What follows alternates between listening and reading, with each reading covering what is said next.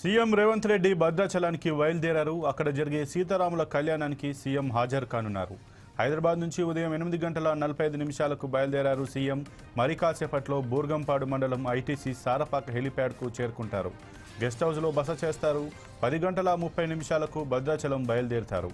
10:40 నుంచి 11 గంటల వరకు భద్రాచలం సీతారామచంద్ర స్వామిని దర్శించుకుని పూజలు చేస్తారు.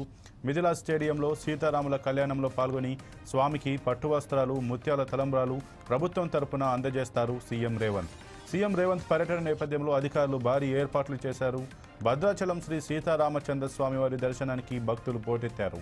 ఆదివారం శ్రీరామనవమి పర్వదినం సందర్భంగా సీతారాముల దర్శనానికి తెలుగు రాష్ట్రాల నుంచి వేల సంఖ్యలో భక్తులు భద్రాచలం ఆలయానికి తరలివచ్చారు.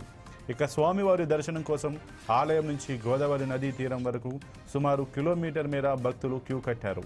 స్వామివారి దర్శనానికి 4 గంటల వరకు సమయం పడుతోందని ఆలయ వర్గాలు తెలిపాయి. క్యూ లైన్ల వద్ద ఎలాంటి అవాంఛనీయ ఘటనలు జరగకుండా ఆలయ అధికారులు ముందస్తు భద్రతా చర్యలు తీసుకున్నారు.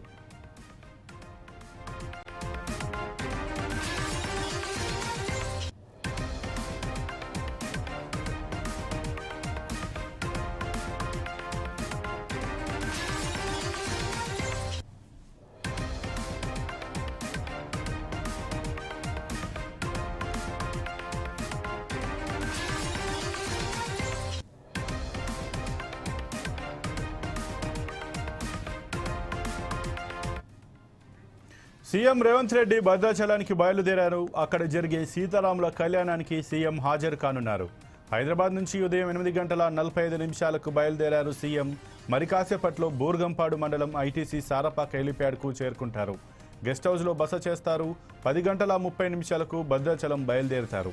10:40 నుంచి 11 గంటల వరకు భద్రాచలం సీతారామచంద్ర స్వామిని దర్శించుకుని పూజలు చేస్తారు.